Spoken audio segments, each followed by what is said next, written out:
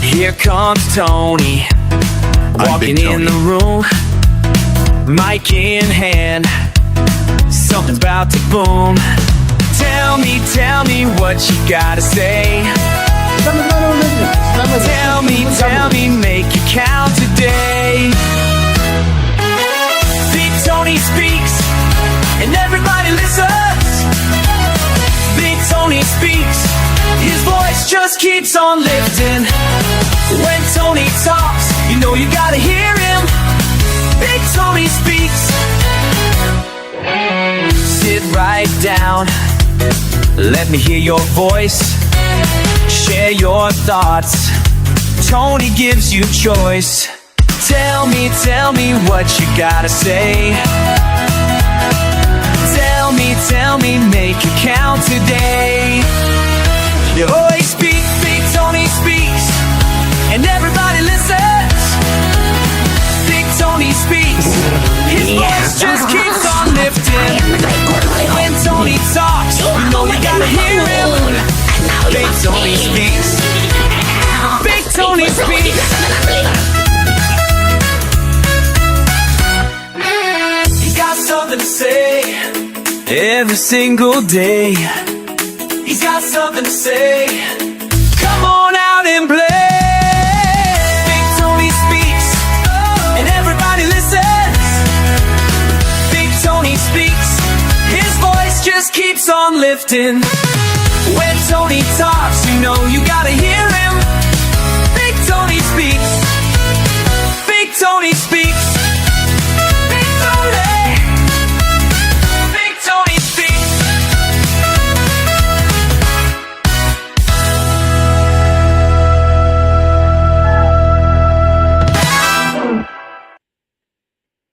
What is going on, everyone? Hope you're doing well this fine day. Welcome to Big Tony Speaks. I am Big Tony, your host, and I'll be guiding you through this crazy ride. Do me a favor before we get started. Go down below and hit that thumbs up or like button and show me some love if you would. And if you're not already following the channel, please do hit that follow button on Rumble and follow or subscribe on whatever platform you're watching from. We are tonight streaming to Rumble, Twitch, Kick, and YouTube. So it's going to be a fairly short show tonight. So let's go ahead and get into it.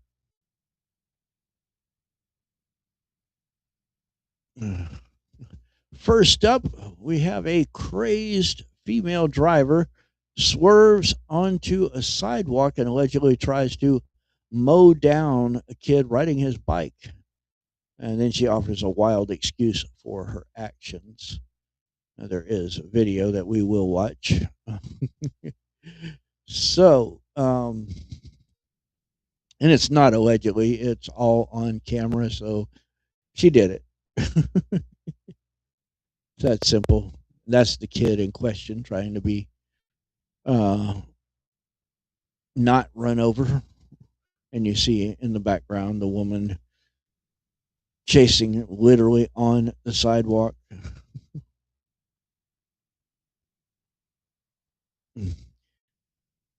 So a stunning video has captured the moment a crazed woman in Washington state apparently tries to run over a little boy on the sidewalk while he was riding his bicycle. And her explanation afterward makes no sense. As the Spokesman Review reported, the Spokane County Sheriff's Office released a video on Monday showing a female in a silver Ford Focus chasing after a child riding a dirt bike down a residential sidewalk in Cheney last month. The incident occurred in the 7500 block of South Fruitvale Road. The video starts with the woman standing in the middle of the road honking her horn at the child who is seen in her driveway. She swerves in and narrowly misses the juvenile who moves out of the way just in time. Quote, "This lady is crazy," a neighbor can be heard saying. The kid stops and turns back toward the car. The woman and he then exchange words for a few seconds. Um, to the neighbor's horror, the woman then turns her vehicle around and chases after the kid on the sidewalk. She was literally on the sidewalk with her whole car trying to run this kid down on his bike. The car barely avoids a fire hydrant and pushes bushes as it slams along the sidewalk in front of the homes while going after the youth. Then it finally veers back onto the road. Now, in the video, yes, she veers back onto the road, but she is still chasing that kid. And you'll see. We're going to watch the video here in just a second. The neighbor screams, quote, "Oh my God," as the innocent incident unfolds. And here is that video.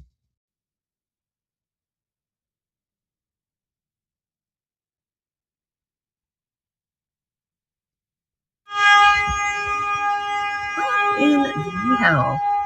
This lady's crazy.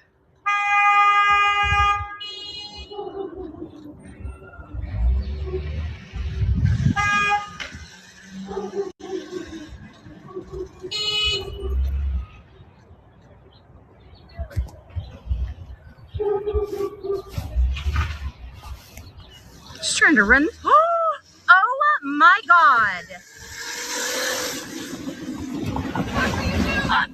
No kidding. Oh my God.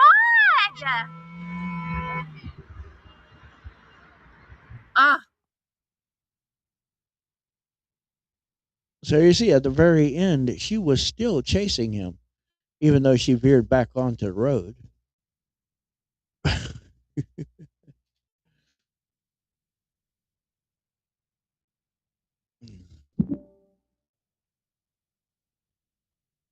Oh, I see by a notification I just got. The quartering is talking about this exact same subject.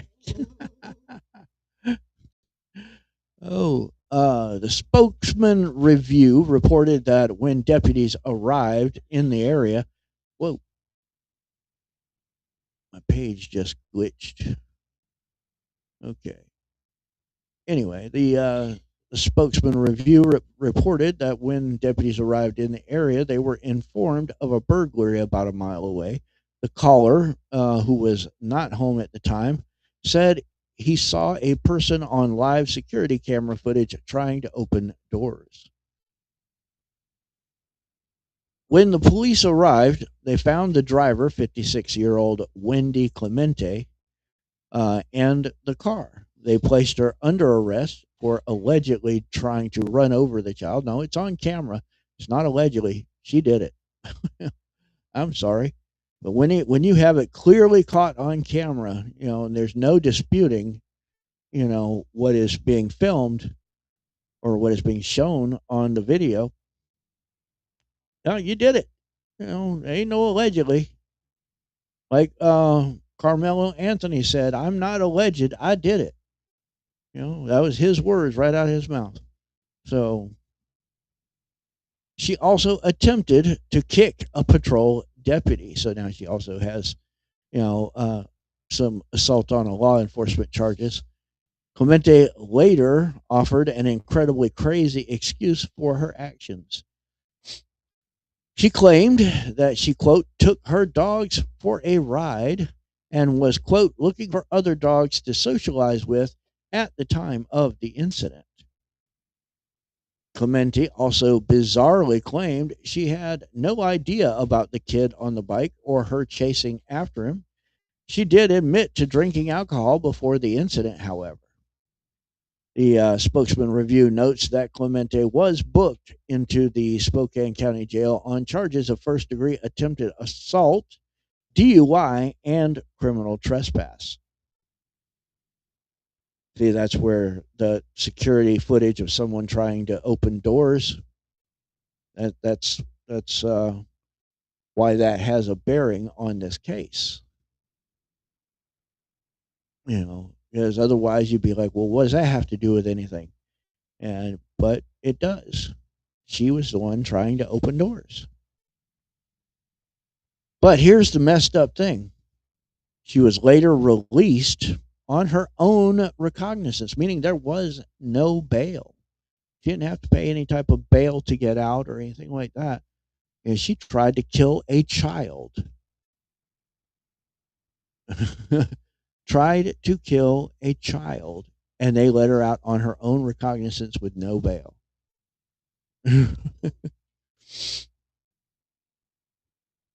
So, well, they usually have to get you in most places. They have to get you in front of a judge to be told what your charges are and what your bail is going to be within 48 hours. Um, Here in Georgia, they can actually hold you up to 72 hours. At which point they have to have you in front of a judge, or they have to let you go, one or the other. Of course, they'll let you go with a summons to appear. So do I? Oh, okay.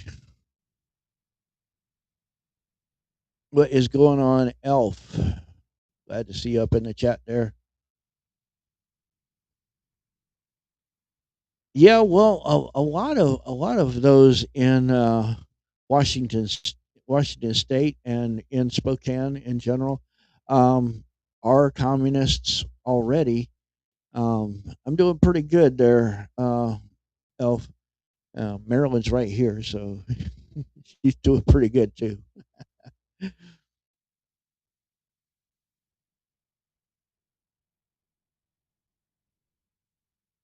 Yeah, it does look like a fairly new neighborhood, you know.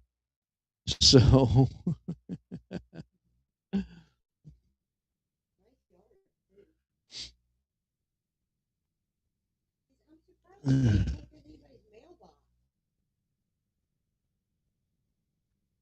yeah, actually, that is the case. There, that judge did issue an apology for uh, his treatment while he's in jail. You know, apparently he complained about his treatment or something like that, and an apology was issued for his treatment while in jail. So, I mean, oh, it's not supposed to be, a 4-star hotel or anything like that. You're not there for a vacation.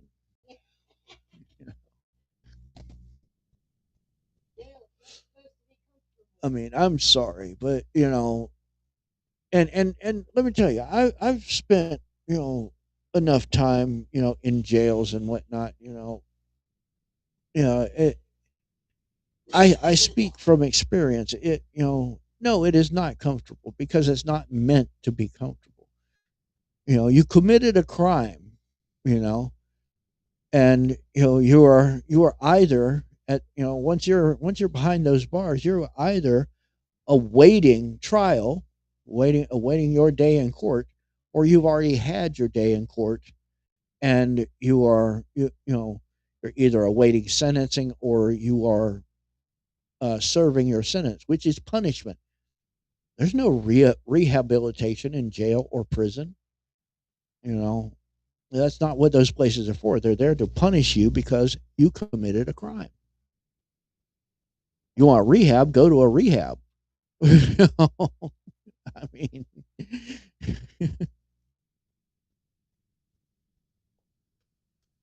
but I think this woman needs rehab because she actually said that she didn't remember chasing the kid down and trying to run him over and whatnot. I mean, where is it? Where is it?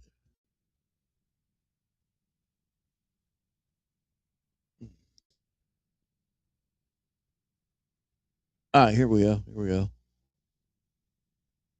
Clemente also bizarrely claimed she had no idea about the kid on the bike or her chasing after him. Right there. She had no memory of actually doing what she is on camera doing,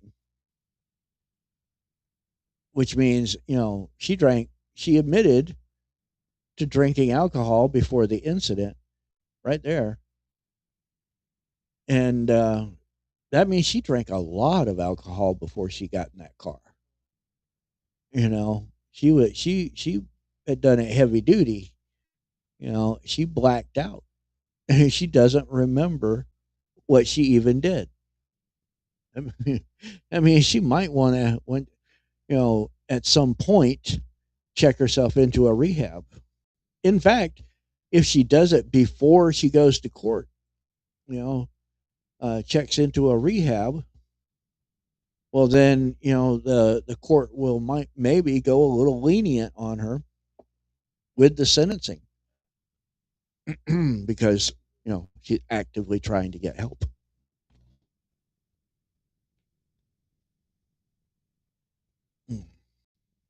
So,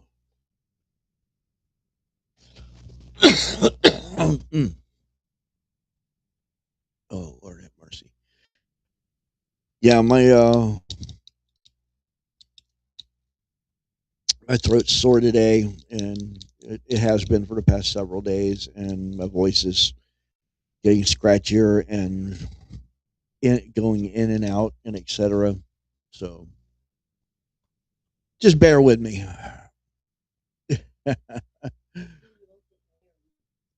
Yeah, I don't want to end up actually losing my voice.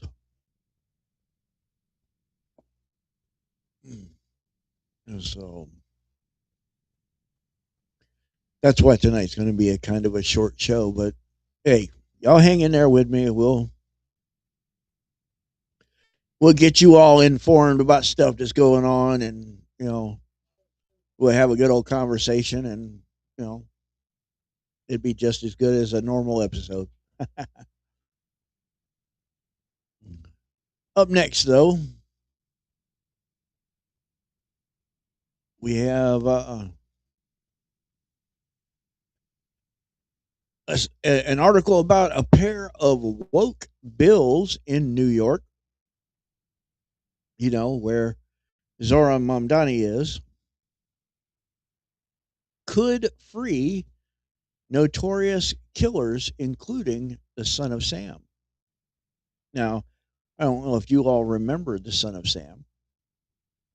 Got his marching orders from dogs, and they told him to go out killing. So, and if I'm not mistaken,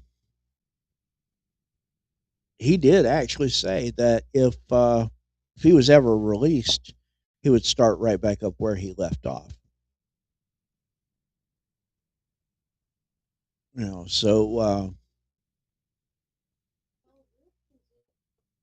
mhm. There are a lot of serial killers in prison in New York. So there actually are a lot of them. But here is why, and there's David Berkowitz, aka the Son of Sam, right there. So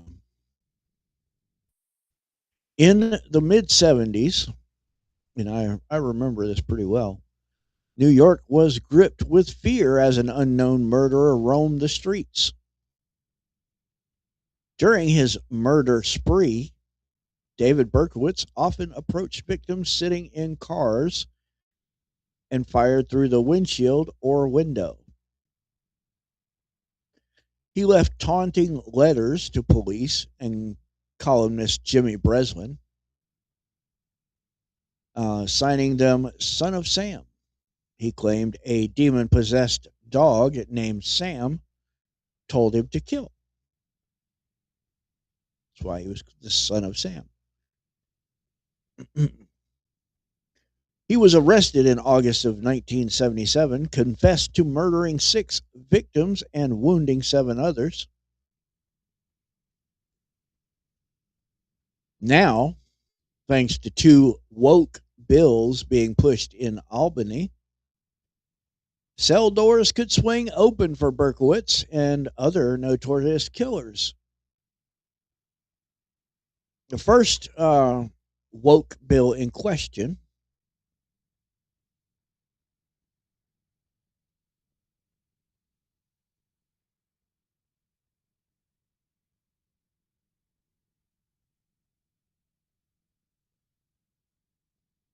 yeah, I heard that. And most definitely,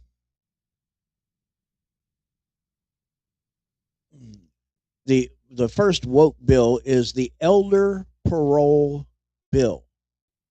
It would allow people convicted of certain crimes, including some violent felonies and murders, to apply for parole once they reach age 55.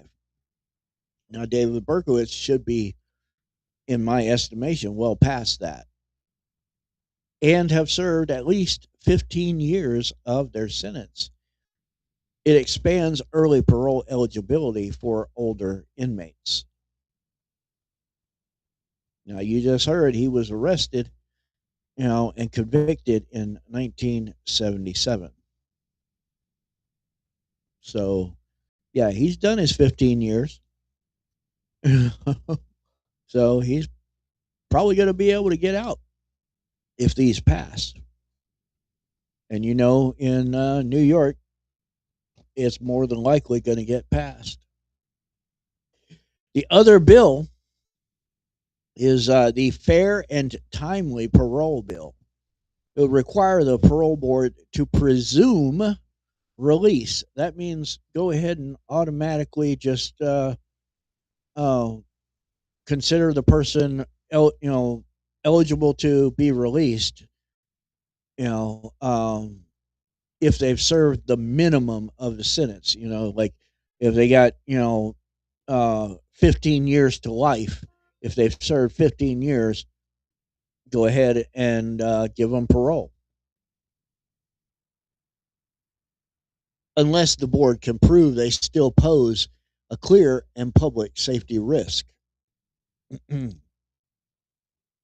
It also reduces the weight given to, quote, the nature of the original crime, especially for older convictions. So they can no longer say that this prolific serial killer, because his crimes were so heinous and so prolific, even now he presents a clear and present danger to society.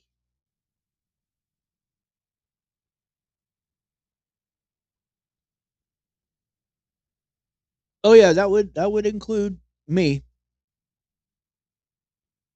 Oh yeah, that would include me. It won't happen. They may want it to happen, but it won't happen. There would be too big of a public outcry. I mean, not over me, but in general, there'd be too big of a public outcry.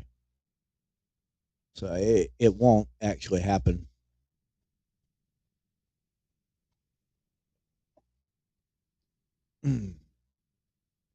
Further, it shortens the time between parole hearings.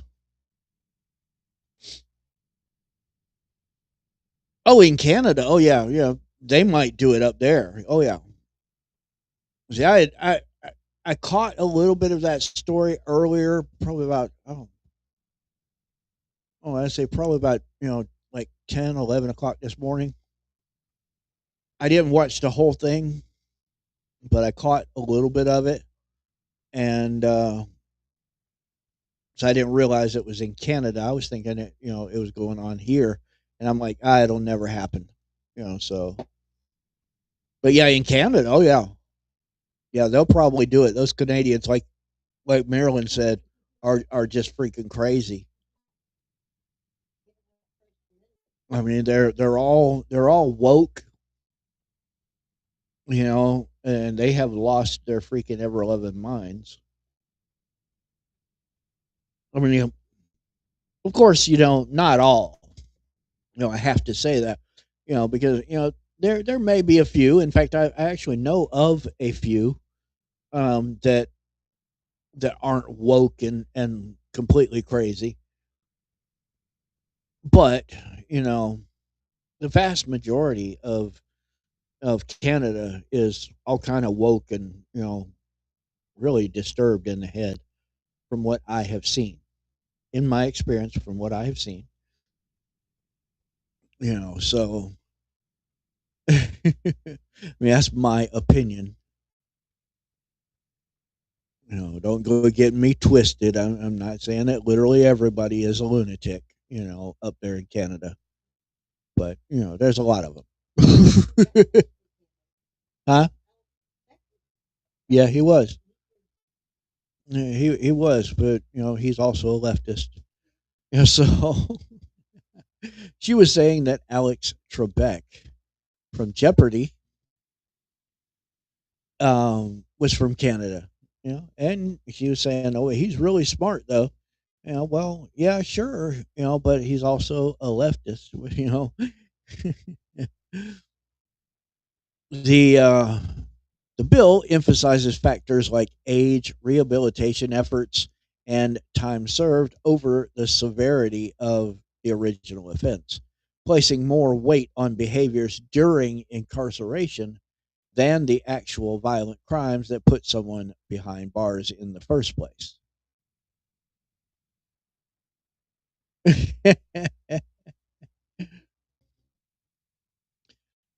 Well, as far as Alaskans, when I think Alaskans, I think of the Inuits up there, and they really don't give a crap. The Inuits, they just really don't give a crap. You just leave them alone, and they're happy. So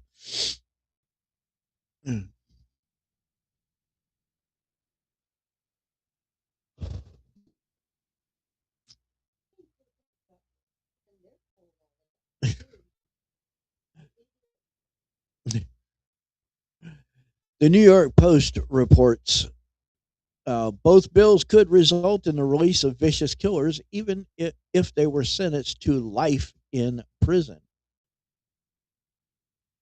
Quote, consider some of the most heinous and noteworthy people in prison today. They will undoubtedly be released within the next 2 years if these bills are signed into law. A law enforcement source said. And that's like I said, Son of Sam, blatantly stated that if he was ever released, he'd pick up right where he left off. Now he might have to find a different dog to take his marching orders from, but hey, there's plenty of dogs out there. I'm sure he could find one that's demon possessed, and I really, truthfully, honestly, I really don't think the dog was demon possessed. It was him that was demon possessed, and demons don't like to let go. So,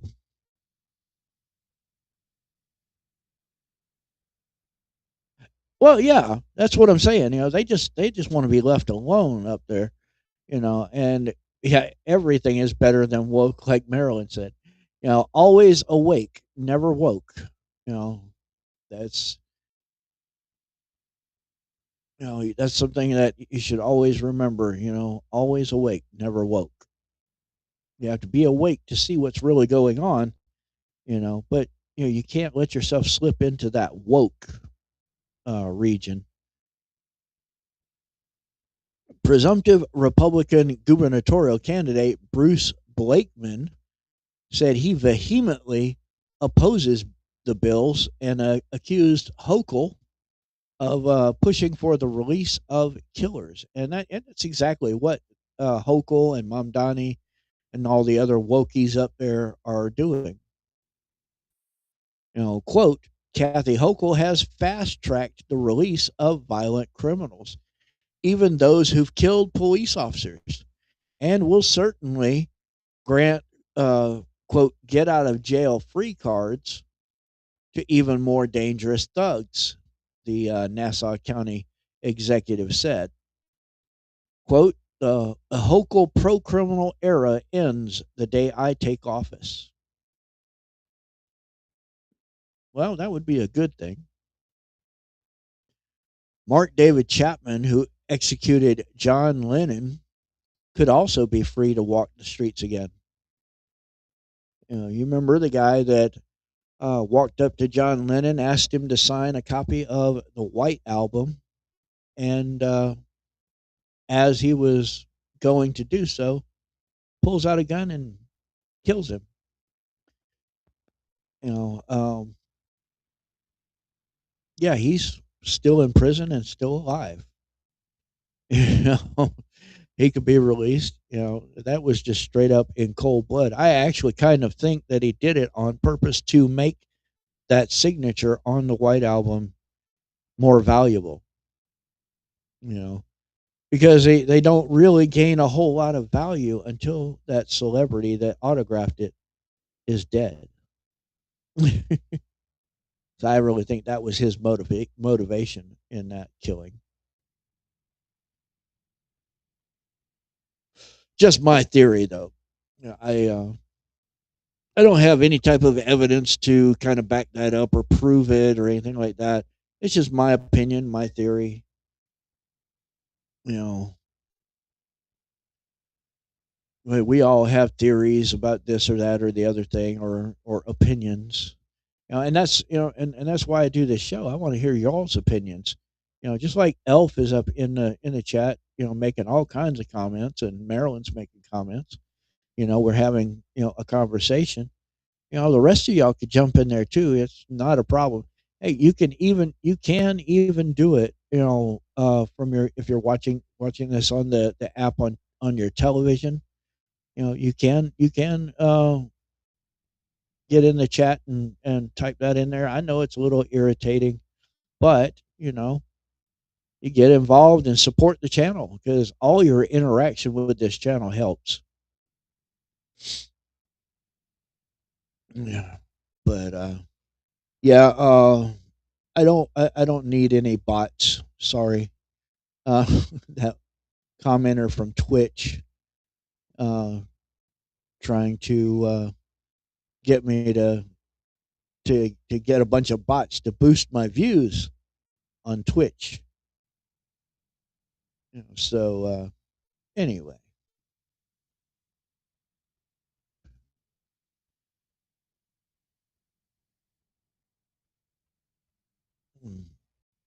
But anyway, um, I even though I don't live in New York, you know, I am totally 100% against them, doing anything that will let a bunch of serial killers and lunatics and murderers and rapists and etc.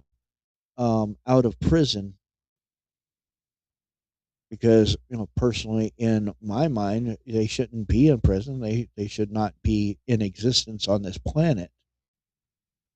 But I'm not the one making those decisions. So yeah. And that's why it so offends me that we have so many. He might be on to me. Right. Well, that's why it offends me so much, though, that all these rogue judges, going outside of their legal jurisdiction and their legal authority. You know, we have so many of them. They're left and right. They're all pulling this crap, and it's because they were appointed by Obama or Biden or some of them Clinton. You know, so I mean, and they were appointed for a reason, to do the bidding of the Democrat Party. And the Democrat Party says throw as many monkey wrenches in the works as you can. So they do.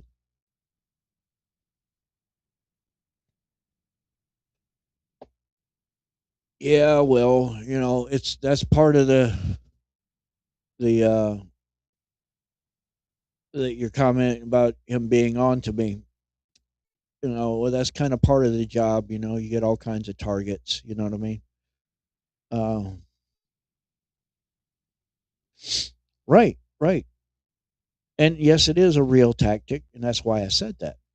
They were put in place on purpose to do the bidding of the Democrat Party, which, as you all know, I always say that the Democrat Party is the Communist Party because it is. They are legit communists, and they push the communist agenda.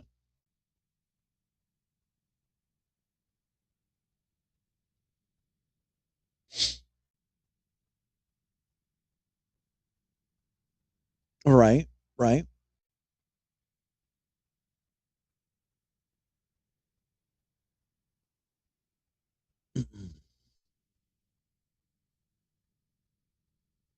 So,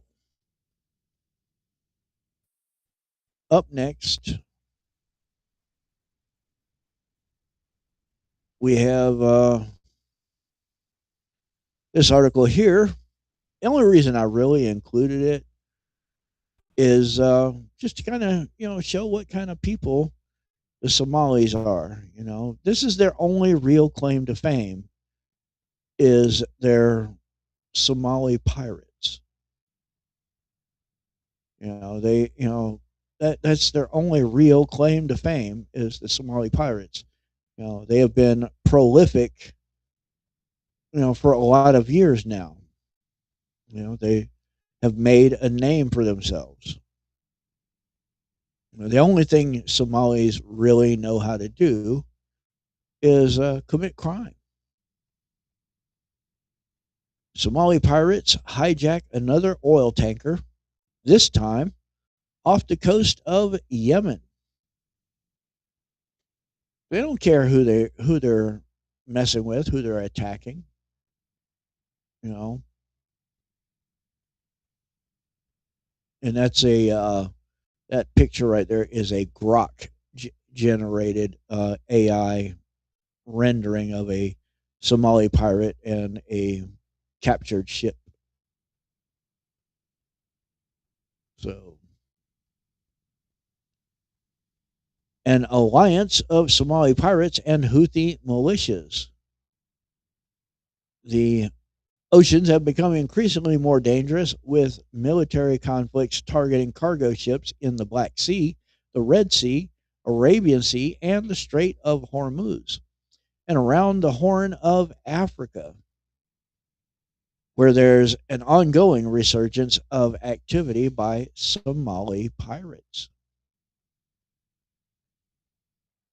Yesterday, on the 2nd, just a few days ago, an oil tanker was hijacked off the coast of Yemen and diverted toward Somalia's waters.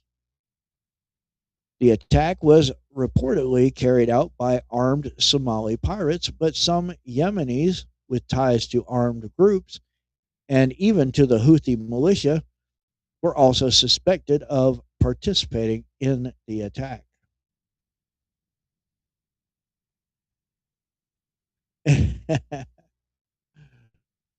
And here is War Monitor posting on X.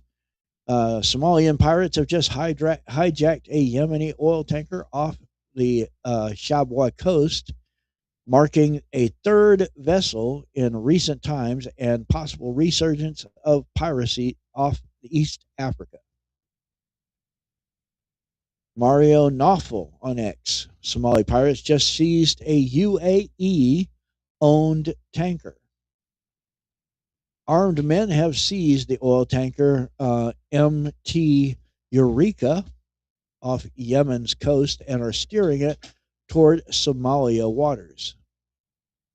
Earlier, a separate vessel reported a suspicious approach by a skiff 84 nautical miles southwest of Mukalla. And they post a couple of pictures here.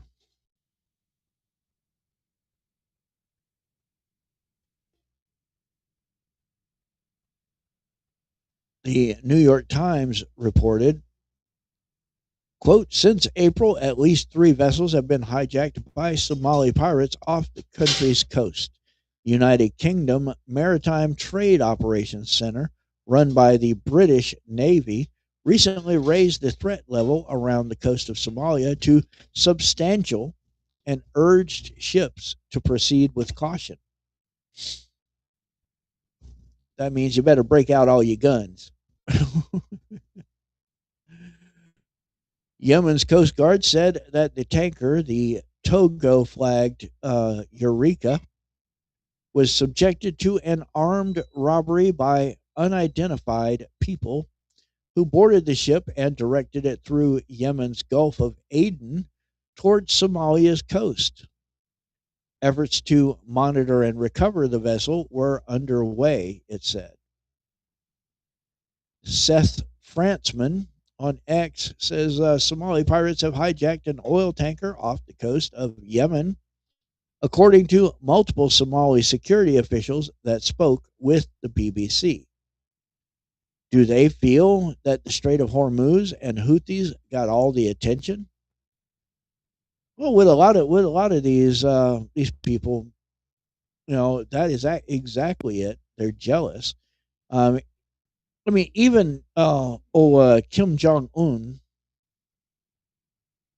is out there firing rockets just to get attention. I mean, he got no reason to be firing rockets, especially during a conflict, but he does because he feels left out. Poor little guy, I kind of feel sorry for him a little bit. I mean, they didn't include him in all the fun.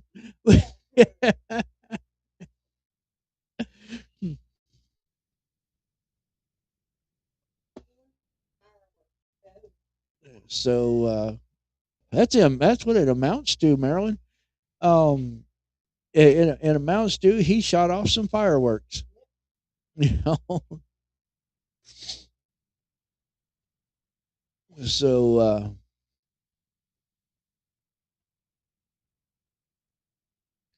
yeah, yeah, I have seen that. And when it's all said and done, because those Somalis, they're not just in a couple of little spots in the United States. They're all over the place. They're spread out all over the place. And when it's all said and done, and they're not the only ones doing the Medicare, Medicaid facilities and the daycares and all this stuff. They're not the only group doing it. They're the ones that get the most attention because they were the ones involved when Nick Shirley broke the story. So they're the ones getting the most attention, but they're not the only ones doing that. I've seen reports of Pakistanis doing it, Afghanis doing it, a whole bunch of different Middle Eastern groups have been doing a lot of fraud. And when it's all said and done, when we finally have found all of uh, the scams, all of the scams and scammers, it's going to be in the hundreds of billions, if not trillions. You know,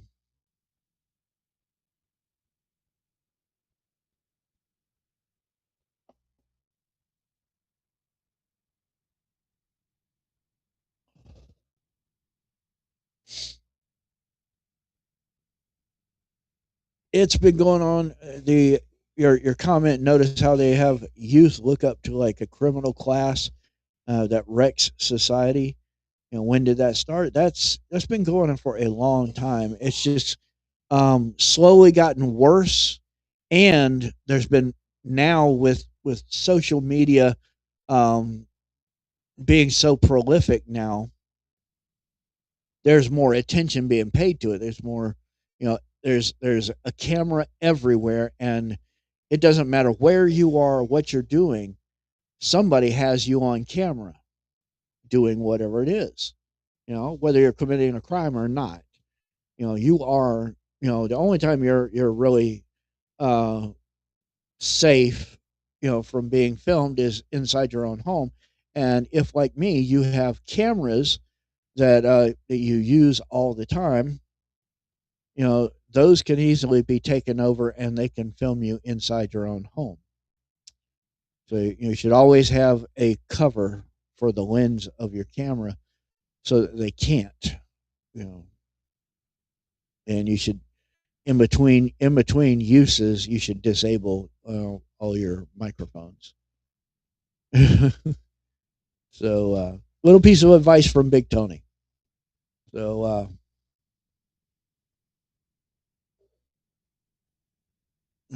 quote, the Houthi militia and Somali pirates have cultivated an alliance over the years, with the rebels at times providing technology and military backup. Analysts say the war could give the groups more reason to work together, as a dual blockade has jammed global oil traffic in the Strait of Hormuz and increased fuel prices, creating an opportunity to profit. Matthew Levitt on X reports Houthi seizure of commercial vessel off of Somalia suggests possible coordination with Somali pirates, a convergence that would expand Tehran's maritime disruption capacity beyond the Red Sea.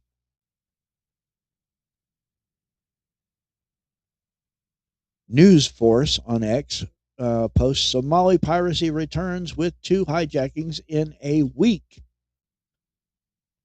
The oil tanker Honor 25 was seized on April 22nd and is now anchored near the Puntland coast.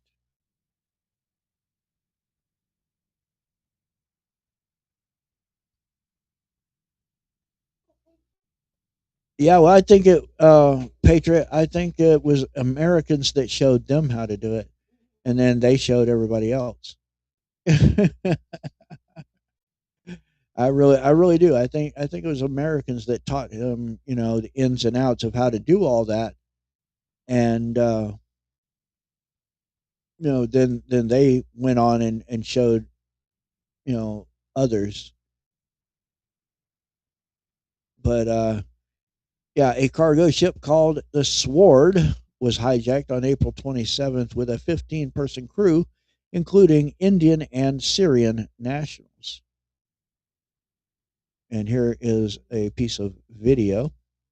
A decade after naval patrols helped suppress Somali piracy, the threat is starting to reemerge. 2 vessels have been hijacked off the coast of Somalia in less than a week, and experts are connecting the timing directly to the Iran war's disruption of global shipping routes. The first vessel was the oil tanker Honor 25, seized on April 22nd. It had 17 crew members and about 18,500 barrels of fuel on board. It is now anchored near the Puntland coast between Zafun and Bandar Bela. The second was a cargo vessel called the Sword, seized on April 27th, about 6 nautical miles northeast of Garakad. Its 15-person crew included 2 Indian nationals and 13 Syrians. 9 armed men reportedly took control of the ship. The UK Maritime Trade Operations, which monitors security in the region, raised the threat level to substantial after the second hijacking. It also warned commercial ships to transit with caution. The connection to the Iran war is not complicated at all. Before the conflict, commercial vessels routinely moved through the Strait of Hormuz. It was the direct route. With the strait now effectively closed, more ships are taking the long way around the African continent. That means more traffic near the Horn of Africa and more time spent in waters where Somali pirates operate. The pirates appear to have noticed. At its peak between 2008 and 2018, Somali piracy generated billions of dollars in ransom payments. International naval operations, especially the EU Operation Atalanta, helped bring it under control. But those patrols were not built for this level of rerouted shipping. The Iran war has created exactly the kind of disruption that piracy thrives on. More ships, longer routes, stretched security, and valuable cargo moving through vulnerable waters. For shipping companies, this is another cost of a war already reshaping global trade. For Somali pirates, it may just be an opening. Well, there you go.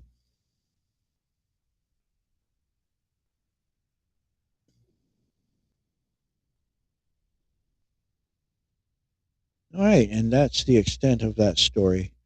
So it's Somalis doing what Somalis do. Pirating, yes. They are, they're well known for being, open water pirates.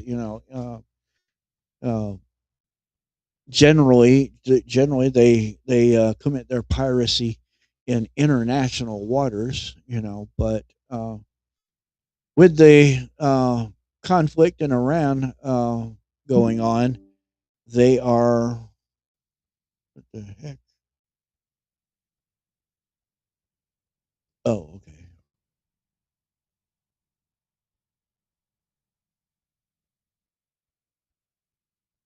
Anyway, um, with the Iran conflict going on, they have been emboldened.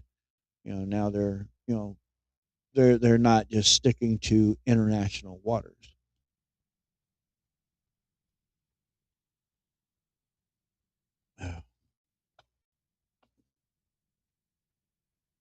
So plus, they've got all that money coming back to Somalia from the fraudsters here in America. So they're pretty well funded and can reach out and touch more people, more countries. So here's a question that I have asked. In this Iran war thing, where is PETA? You know, desperate Iranians reportedly considering deploying quote kamikaze dolphins, and you think that's a joke, but it's not. Kamikaze dolphins to target U.S. ships in Strait of Hormuz.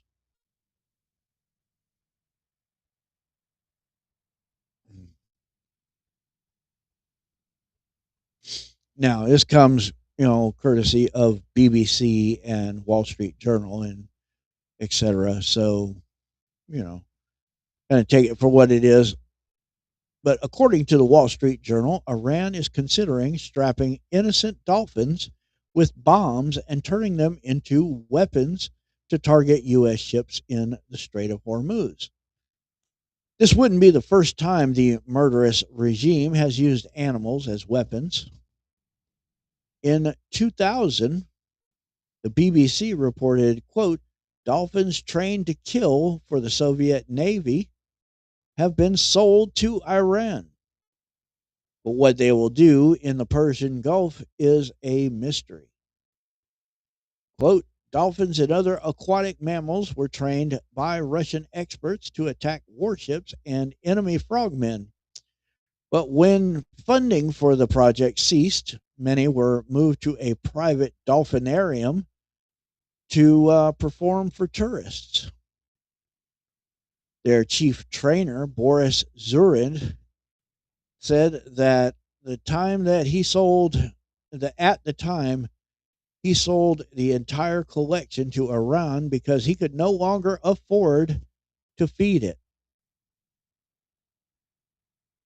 The New York Post reports Tehran could also send submarines into the waterway, according to the Wall Street Journal. And the Islamic Revolutionary Guard has already threatened to cut key phone cables running through the strait, which could wreak havoc on global internet communications to escalate tensions further. Quote, the blockade is increasingly viewed in Tehran not as a substitute for war, but as a different manifestation of it. Hamidreza Azizi, a visiting fellow specializing in the Middle East at SWP, a Berlin based research institute, told Wall Street Journal. Quote, as a result, Iranian decision makers may soon come to see renewed conflict as less costly than continuing to endure a prolonged blockade. Fox News' Jesse Waters discussed the cruel plan. Quote, kamikaze dolphins. The Persians want to strap mines to dolphins to weaponize the strait. Don't tell PETA.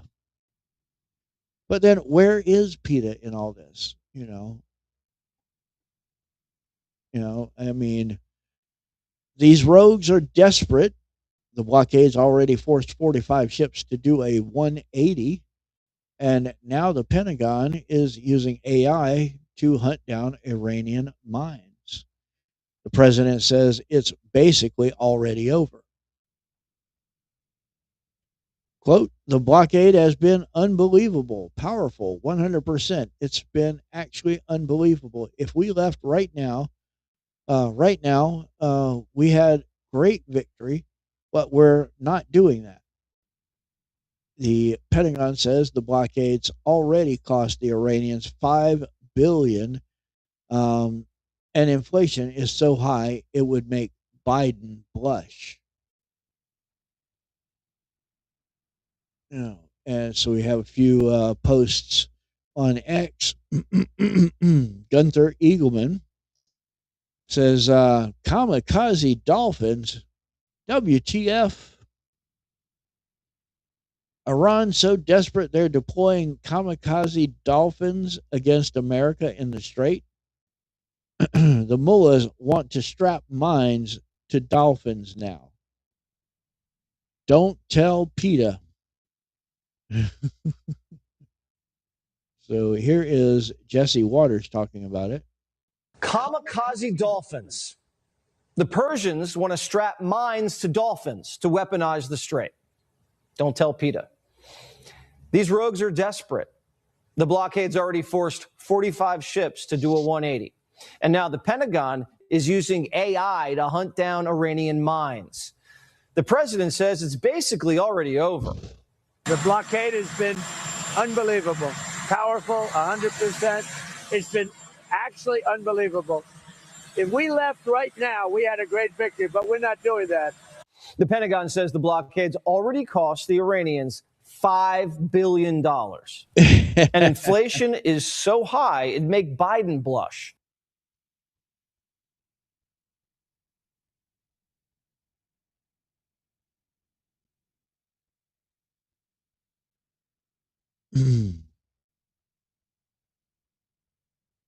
My page glitched.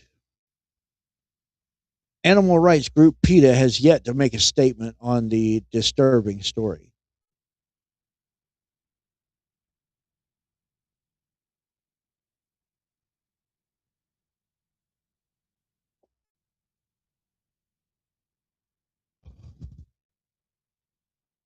So, yeah, I think PETA should get involved.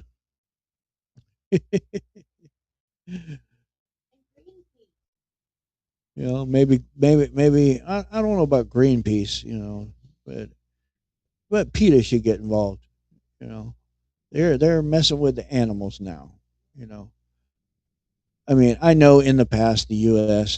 has done some really brilliant, harebrained schemes, with various different animals and whatnot.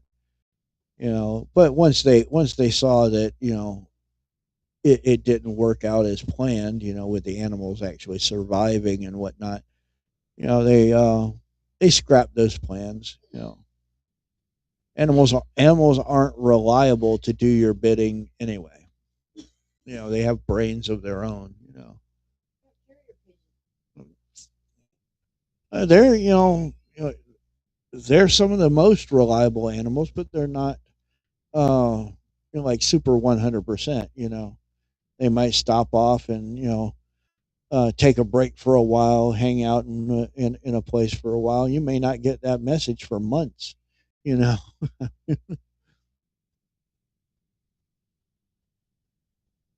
know, maybe it's a female, and she decides she's going to stop off, lay some eggs, and raise her little babies, and then she'll go finish the mission. You don't know. You know. So,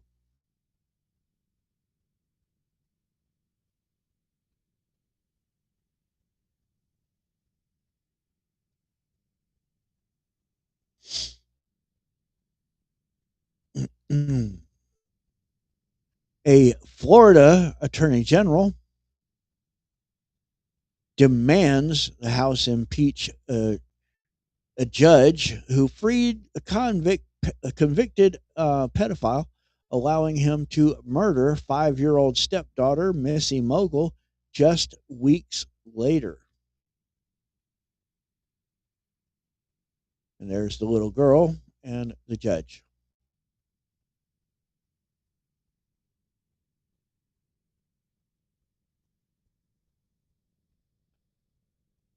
Um,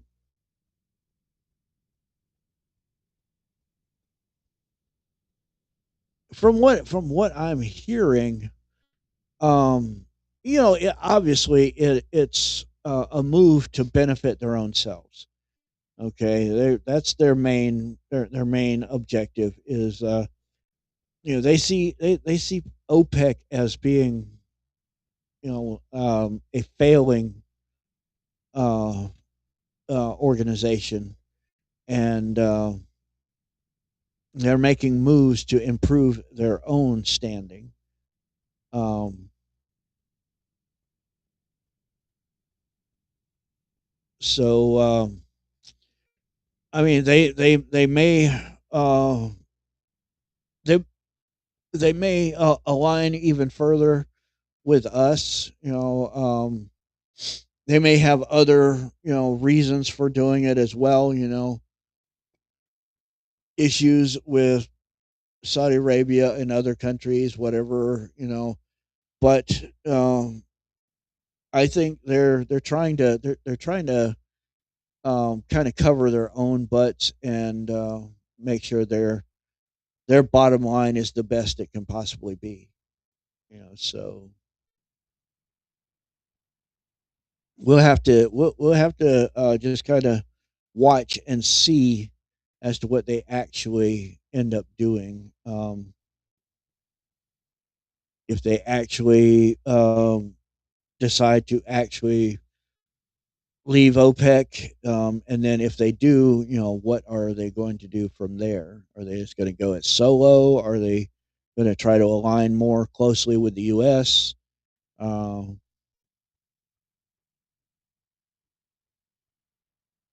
well,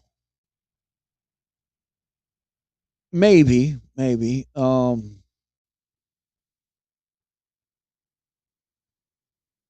But that's obviously not their sole objective.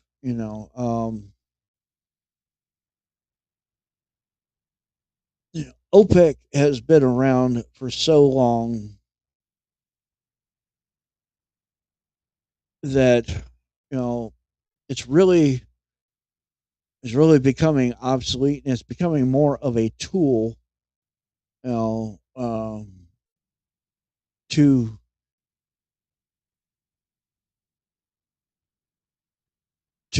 control other countries, rather than what it was intended to be. It was intended to be a regulatory body, you know, um,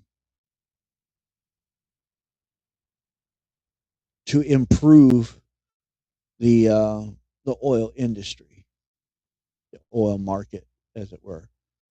Um, but it's become a tool. I mean, those countries are all going to make a crap ton of money no matter what.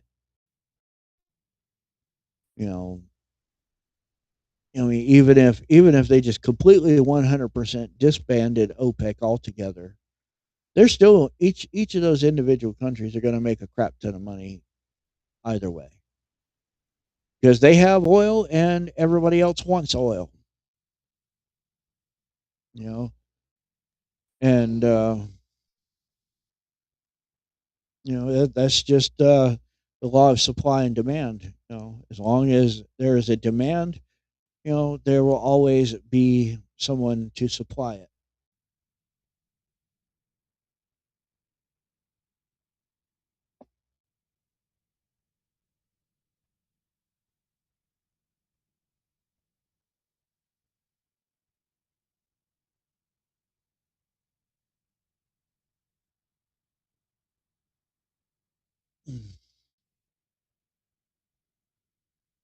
Right, right.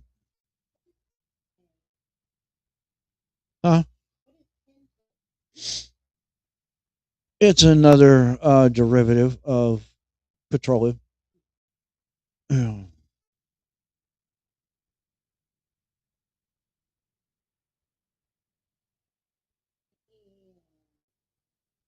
Yeah, yeah. That's true. But yeah, personally, I really think that the U.S. is being too nice. Um, we could essentially just call it a victory at this point, and walk away and leave it up to countries that this affects more than it affects us. It really, truthfully, honestly, barely affects us, um, outside of the actual price of oil. However, since this has been going on, we have sold a lot more oil, and at those higher prices, the U.S. is making a crap ton of money. Donald Trump doesn't make that money. So it there's no skin off his nose. He's trying to benefit the U.S. in that manner. But I don't think he's prolonging this war simply just to drive up the price of oil so we make a crap ton of money. You know, but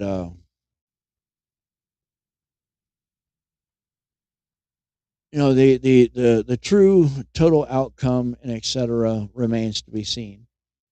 You know, the oil industry landscape is changing. It is changing, and we'll not know we'll not know the true extent of those changes until this is all said and done, and the dust settles, so to speak. So,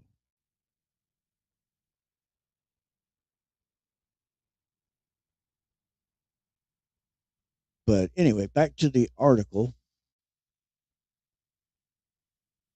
The Florida Attorney General James Uthmeyer is blasting the Florida House of Representatives for failing to impeach Leon Circuit Judge Tiffany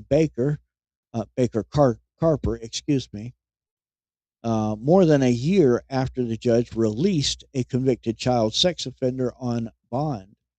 Uh, Judge Baker's decision allowed the man to murder his 5-year-old stepdaughter just weeks later.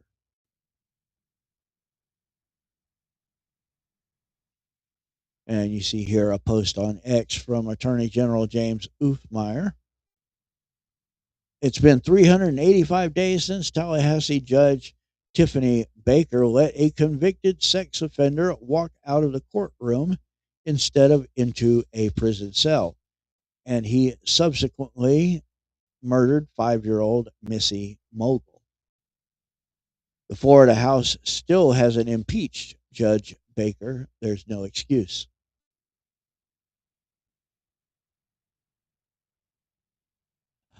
No, they didn't. They were apparently diverted for some reason, and no one has made any real explanation of that. But they were apparently diverted before they got here, and as soon as I find out any, I'm steadily watching for some kind of explanation as to why that is actually the case. Um, those were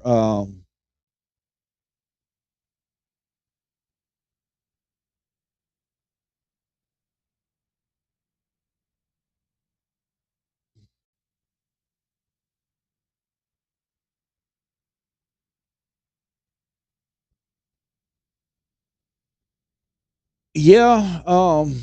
I've heard the same as far as their influence. Um,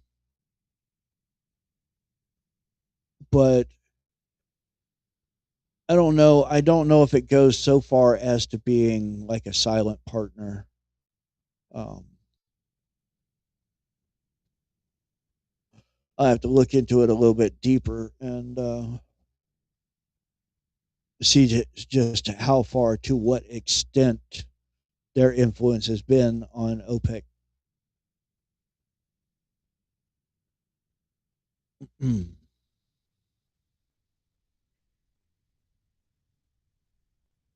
Okay, that's just reiterating what he said in that post. The pedophile, Daniel Spencer, was convicted in April 2025 of traveling to meet a minor for sex following an undercover sting operation. Despite the state attorney's office recommended he be held without bond pending sentencing, Judge Baker Carper allowed Spencer to remain free, citing his lack of violent criminal history and prior compliance while on bond.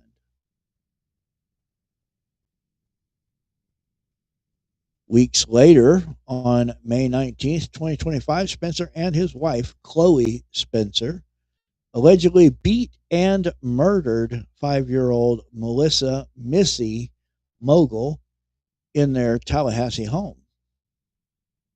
According to court records and a grand jury indictment, Missy died from asphyxiation after being smothered and brutally beaten, with evidence showing her hands had been bound during the abuse.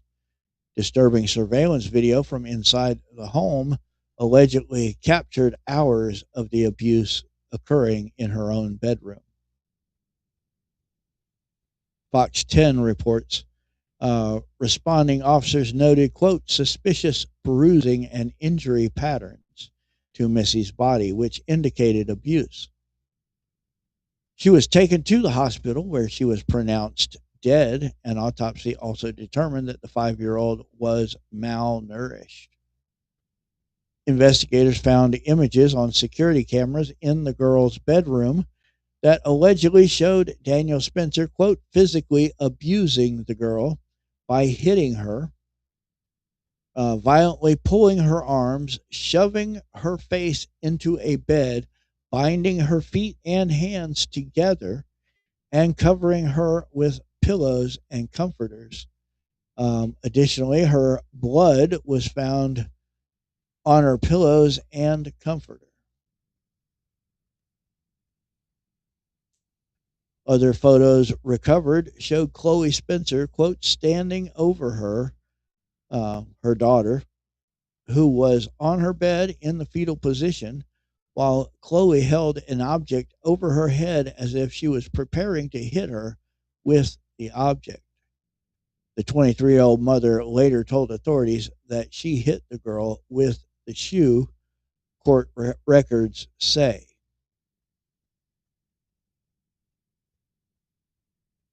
The couple claimed Missy had, quote, behavioral issues and would hold her breath during tantrums, but investigators determined the injuries were the result of prolonged violent abuse.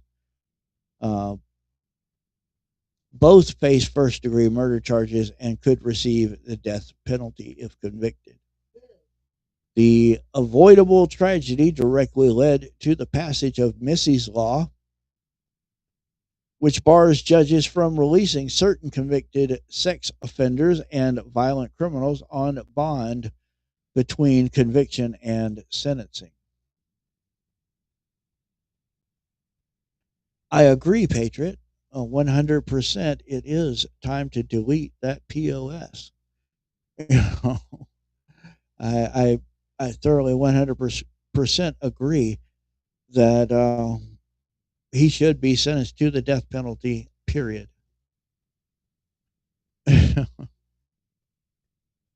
So, True Crime Updates on X says, warning, this post contains graphic depictions of violence. Chloe Spencer, 23, and Daniel Spencer, 35, the mother and stepfather of 5-year-old Missy Mogul, have been charged with second-degree murder, aggravated battery on a child, child neglect with great bodily harm, etc., etc.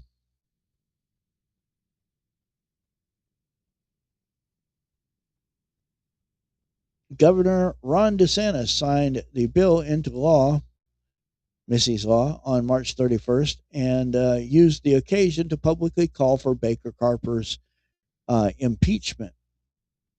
Eric Doherty on X posts, breaking pressure is surging on the Florida House of Representatives to impeach leftist Judge Tiffany Baker, who released a known sex offender only to kill a 5-year-old girl, Missy Mogul. Follow through. Remove the judges, set the national standard.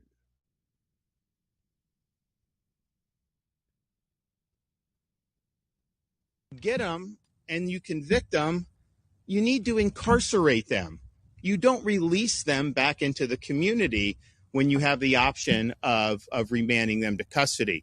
So that was a situation where I don't understand how there could have been that big of a breakdown when this guy obviously had a checkered past. He was doing something that I think a lot of people would find very troubling by traveling to meet someone he thought was an underage girl, that he was going to sexually abuse. So the fact that the judge released and then this tragedy happened, this was avoidable. This was preventable. This was a tragedy that should have never happened.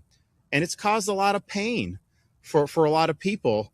And I just, it's law enforcement. If you're on the beat, it's not easy. If you're a prosecutor, it's not easy. Honestly, judges, a lot of them, I think, could do a lot better in our country, but it's not always an easy thing to even be a judge on it. But on these situations, man, can't we all agree that you got to do what it takes to protect the public? And that was a breakdown. That was negligence. It was a neglect of duty. And I'm going to just say the truth because that is the truth. I don't think it prejudices anybody because, quite frankly, I don't think there's anybody that disagrees with me about that. Is there anybody that thinks that it was a good thing that this guy was released instead of remanded until sentencing? I don't think so. And I think these are the types of defendants and convicts that really need to be held accountable. So I stand by everything I said 100%. And I would like to see accountability from how this breakdown happened, because I think you have a 5-year-old girl who's dead who should still be alive. All right, thanks. I agree. A 5-year-old girl that's dead who should still be alive. That's simple. That judge should have held that person without bond, or those people without bond, and this shouldn't have happened.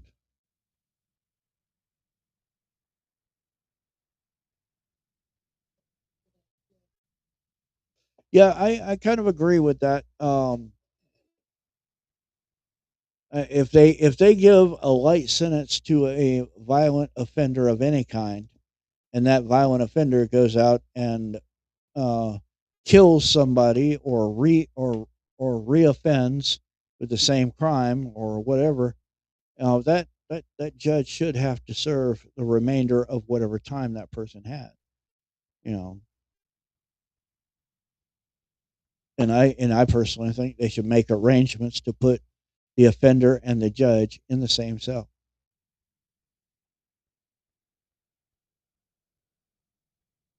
A.G. Uthmeyer sent a formal letter to House Speaker Daniel Perez the same day, urging immediate impeachment proceedings, stating the judge's actions, quote, brought disrepute, however you want to say that, upon the judiciary and directly contributed to the child's death.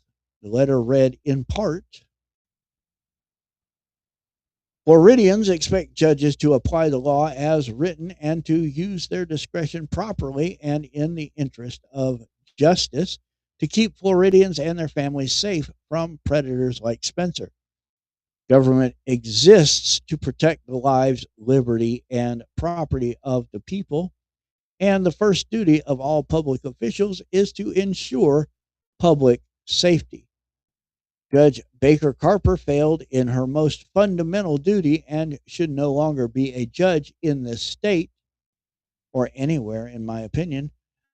I ask that the Florida House of Representatives begin impeachment proceedings against Judge Baker Carper immediately. My office is ready to assist you and the Florida House of Representatives to ensure that Judge Baker Carper never hears another case again.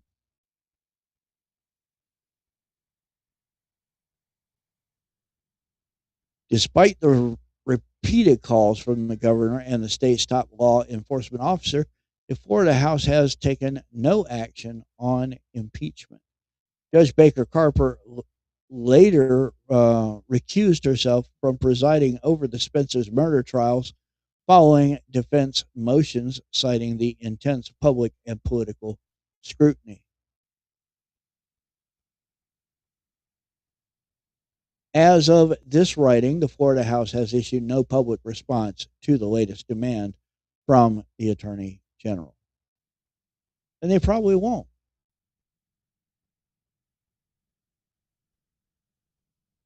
That's just my opinion. They probably won't respond to it. And if they do, it'll be some woke BS. Again, my opinion.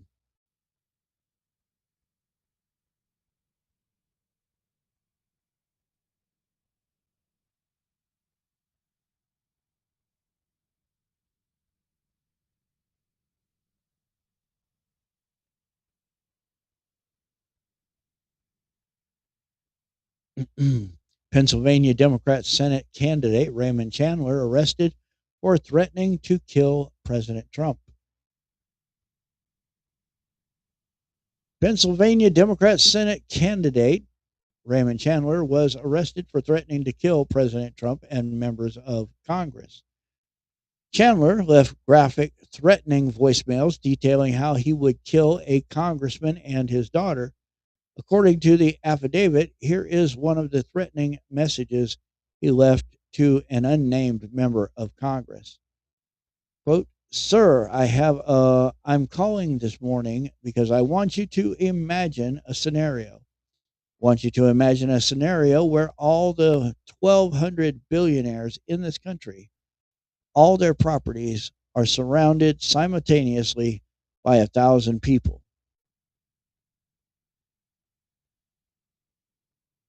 Of course it's not. Let's see. What the heck is going on here? Let's see if we can figure this out. Okay, I think that worked.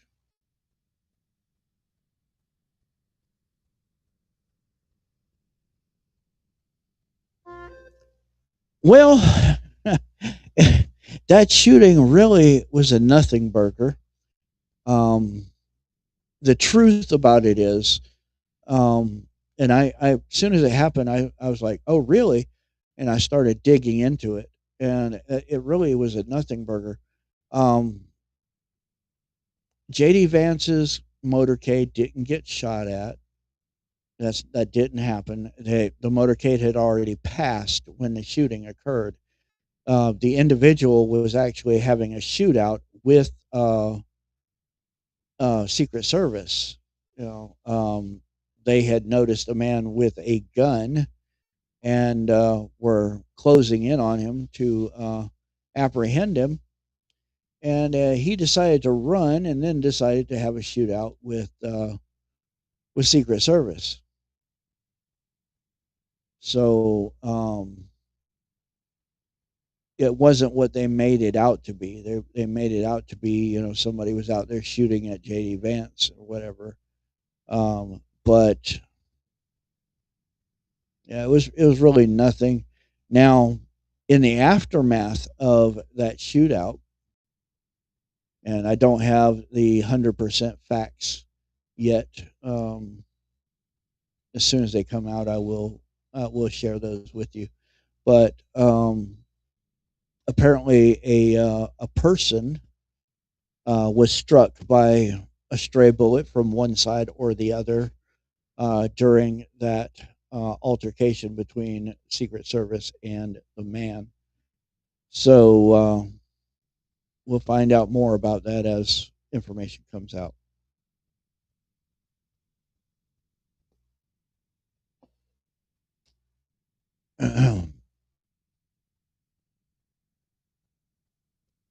Quote, so imagine your house, your daughter's house, everyone you know and love who is also rich. Imagine every single one of those homes being surrounded by 1,000 people. Then imagine them all getting a text and then suddenly taking out their pocket knives, walking slowly towards your house with 10, you got your 10 guards or whatever against 1,000 people. And then they come and they pull you out of your house and they slit your throat, and they slit your daughter's throat, and they slit everyone's throat. That, sir, is the future.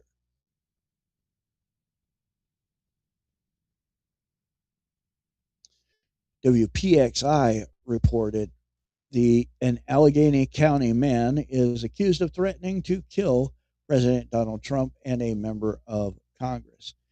An FBI spokesperson confirms Raymond Chandler was arrested by FBI Pittsburgh and the Secret Service on Friday morning.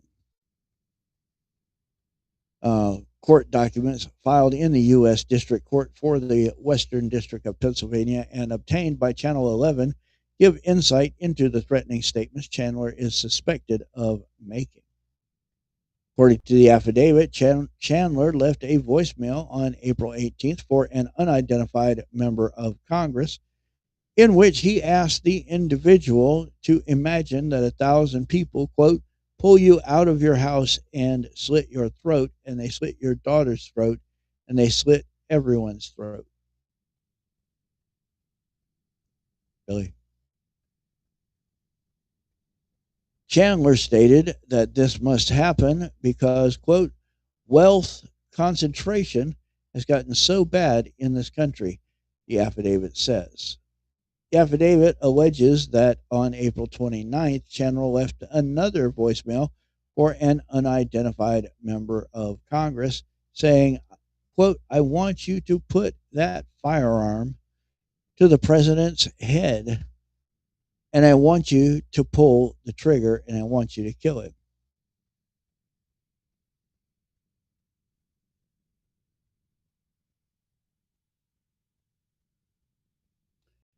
Colin Rugg on X says, Pennsylvania man running for U.S. Senate in 2028 who branded himself online as a nice, wholesome guy who wears suspenders, arrested for calling for the assassination of President Trump. Raymond Chandler is accused of sending the following voicemail to a member of Congress. If this is enough for me, and by all measures, this is more than what so many have, why is $100 million not enough for somebody else? Why do they need billions? Why do they keep hoarding it all for themselves? Aren't they happy? While many people spend their time thinking, screw you, I got mine, I'm sitting here thinking, I got mine. Why the hell doesn't everyone else have theirs? Well, I'm tired of waiting. I'm going to get you back your share. I'm going to hunt it down, and I'm going to bring it back to you like a bloodhound fetches a pheasant. I shall lay it at your feet. Because where I'm from hasn't changed. In my youth, while going through my struggle, I had the great honor of being adopted by a black family, to be loved by a black mother, and to grow in friendship with a man I love like a brother. I love you, Joe, Twa, Choicey, Aunt Rosie, and Miss Linda. I do this for you. I do this for my birth family, for Ashley and for Ian, for my parents. I do this for you. For my godson and my god grandbabies, I do this for you. For Johnny, Erika, and Ariana, I do this for you. And for every single family in Pennsylvania who is struggling, who has been left behind, I am coming back for you. I do this for you. My name is Raymond. I am a Quaker, a Christian, a Buddhist, and a follower of the way of Hermes, and I come as a sword. Follow me. Let's go take back what is ours. Thank you. God bless. To good spirit and good fortune. Take care. He left out Psycho.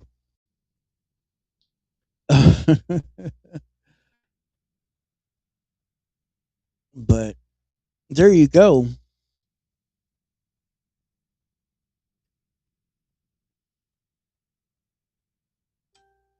I truthfully, other than, he needs to be, behind bars or in a nut house or something.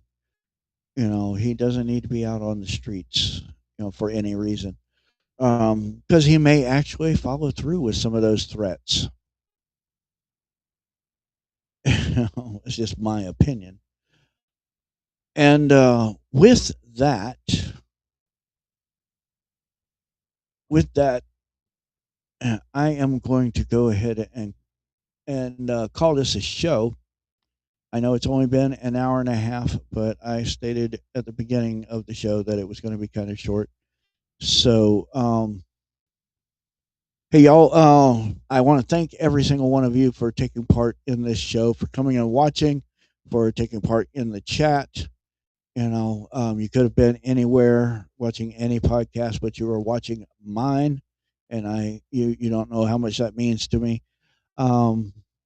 God bless you all, and God bless America. Lord knows this country needs it. Do me a favor, go down below and hit that like button, that thumbs up, whatever you have on your platform. And if you're not already following this channel, please do hit that follow or subscribe button, whatever you have, and turn on the notifications so you know when I come on, which is Monday through Saturday at 6 p.m. Eastern Standard Time. And I want you to come back every one of those opportunities and see me. And when you do, remember, Big Tony will speak on it. You all have a great one. Good night, all. Good night, Elf, Patriot, all of you. I'll see you all next time. I am out of here.